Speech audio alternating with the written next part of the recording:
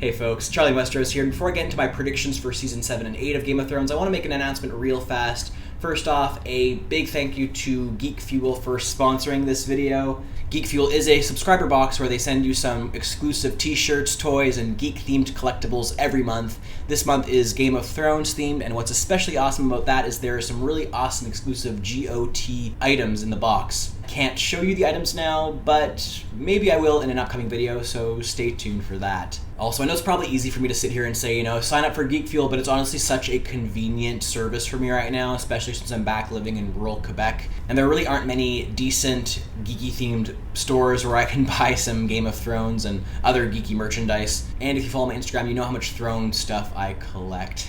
Anyway, just check out Geek Fuel if it sounds like something that's right for you. And as a bonus, if you sign up with me by clicking the link in the info box below, you get a bonus Game of Thrones item, which could be either a wax hand of the King seal or a direwolf statue, so yay for freebies, right? Last but not least, I swear, Geek Fuel is also holding a Game of Thrones themed giveaway, so check that out too if you like free stuff. Link is also in the description box below. Okay, enough faffing, here is the video.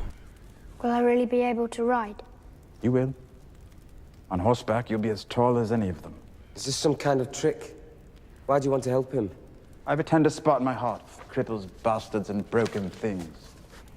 As you probably guessed by the title of this video, I will be talking about the future of Westeros, especially as far as it relates to Season 7 and 8 of Game of Thrones. Although I don't discount the possibility that the book series could go this way as well, there's been an interesting trend developing as far as the Great Houses of Westeros is concerned in the TV series. By the end of Season 6, the Baratheons, the Tyrells, and the Martells were effectively extinct as far as their legitimate heirs are concerned, and the other houses aren't exactly faring too well either. This leads me to ponder the fate of the lands these families once ruled. Without these houses to command the peoples of the Seven Kingdoms, how would the realm function without falling into complete chaos? I know one popular theory is that a primordial form of democracy would emerge following the events of the series, and while I certainly can't discount this possibility, I would like to propose something a little different. I think the development of popularly elected rulers would be an interesting trend, but I do think it could be too early of an occurrence as far as a medieval fantasy universe is concerned. However, I do think we can generally expect somewhat sympathetic characters to be in charge of the soon-to-be heavily damaged Seven Kingdoms by the end of the series. In short, I think there's a good chance that, in the words of Tyrion Lannister, cripples, bastards, and broken things, all things Tyrion cares for, stand a strong chance of ruling the Seven Kingdoms when all is said and done. I think part of these outcomes could be the machinations of chance, while others could be the product of a potentially wise regent or ruler. For now, I will go through each region of Westeros and make a few proposals as to who I could see take charge of these different areas by the end of Game of Thrones.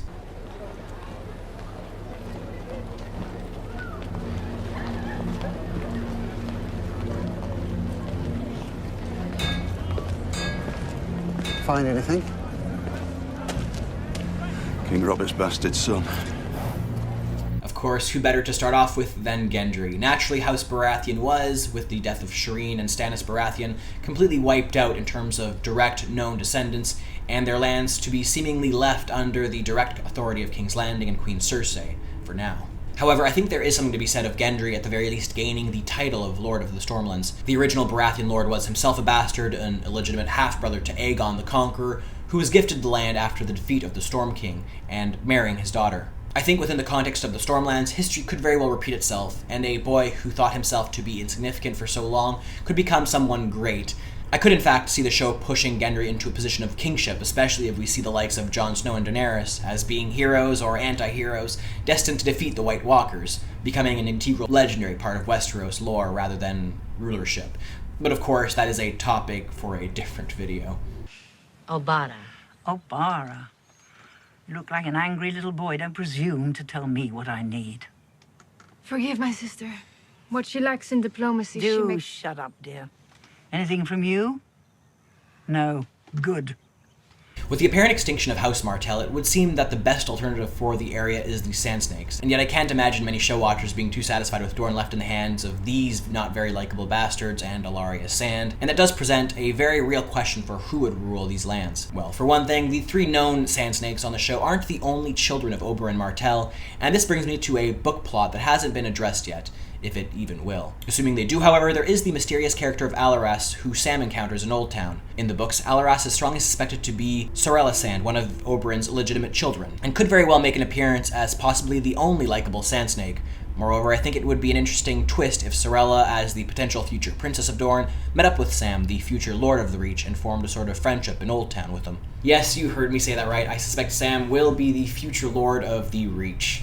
House Tarly is one of the most powerful houses in that area, likely being second only to the Tyrells, a house with whom they share a common legendary ancestry. Given that Cersei brought a swift end to the Tyrells, and assuming Lady Olenna doesn't have much longer to live, I think the Tarlys will find themselves in a position to become the future Lords of the Reach, and if the wall is to collapse and the Men of the Night's Watch should cease to exist, I think Sam will find himself in a position where his vows will end as a result of the Order disappearing, and being able to regain his rightful place as heir to Horn Hill. While Sorella fits into the role of bastards, you might wonder how Sam fits into the Cripples, Bastards, and Broken Things paradigm. Well, let's just say his father effectively abandoned him as he viewed his son as an undeserving heir, a broken hollow shell of a man unworthy of his title. I don't think I need to say much more on that.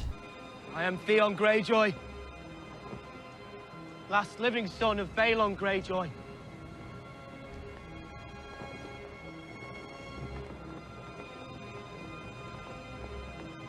And she is your rightful ruler. Another character that is undoubtedly broken and, I suppose, crippled as far as his genitalia is concerned is Theon Greyjoy. Once a smug and proud character, Theon is still a hollow shell of the man he once was, deeming himself unworthy to rule the Iron Islands in favor of his sister. Yet I think Theon will find himself in an interesting position by the end of the series. I can't begin to speculate on the fate of Yara Greyjoy at this point, but I do think there is a very real possibility Theon could find himself as the sole remaining Greyjoy in the series. Whether or not he proves himself worthy as Lord to the Ironborn is one thing, but another important thing is that he could very well find himself with a male heir despite his shortcomings. For those interested in my theory on that, please check out my 5 Greyjoy Facts video. In the meantime, I think Theon is meant to act as a sort of survivor in the series, not someone who attains power through strength or political ambition as he originally intended, but through a sense of obligation. And as the biblical quote goes, the meek shall inherit the earth. And it looks like this supposed outcome could very well reach the likes of Westeros. Our time together is about to come to an end. That's all right. You can't kill me. I'm part of you now. Ironically enough, however, Sansa is one character that endured for a long time in silent subjugation to Joffrey and Ramsay Bolton, but has grown into a rather emotionally strong character. In spite of this strength, I think she has been strongly scarred by the intense emotional and physical torment she endured at the hands of some truly atrocious individuals, and in that sense, I can certainly see her fitting into the trope of broken things. On top of that, even if she doesn't end up ruling the North, I could absolutely see her playing an essential role in guiding the destinies of either the Riverlands or the Vale of Arryn, but that is a discussion I think merits a video of its own to truly go into more detail. The King of the North!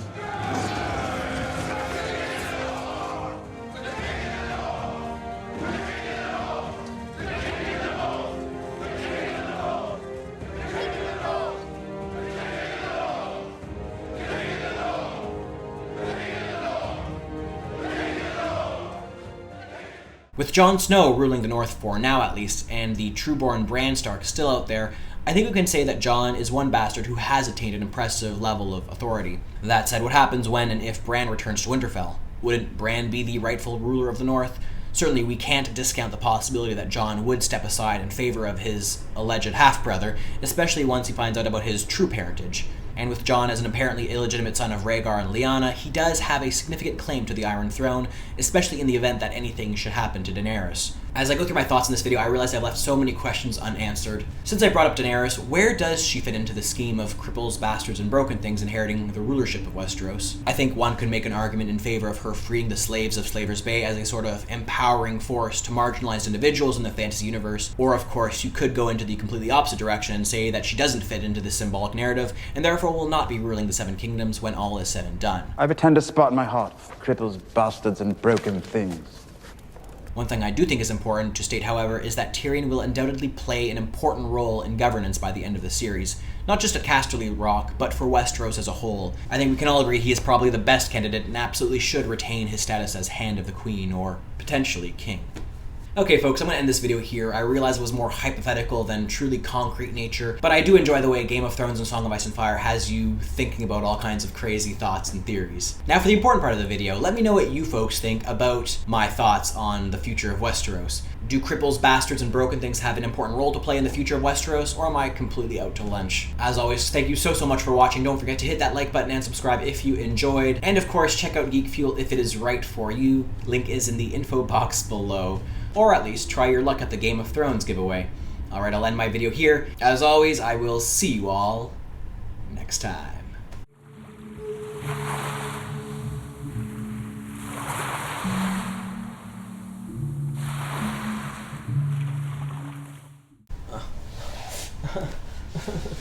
My leg.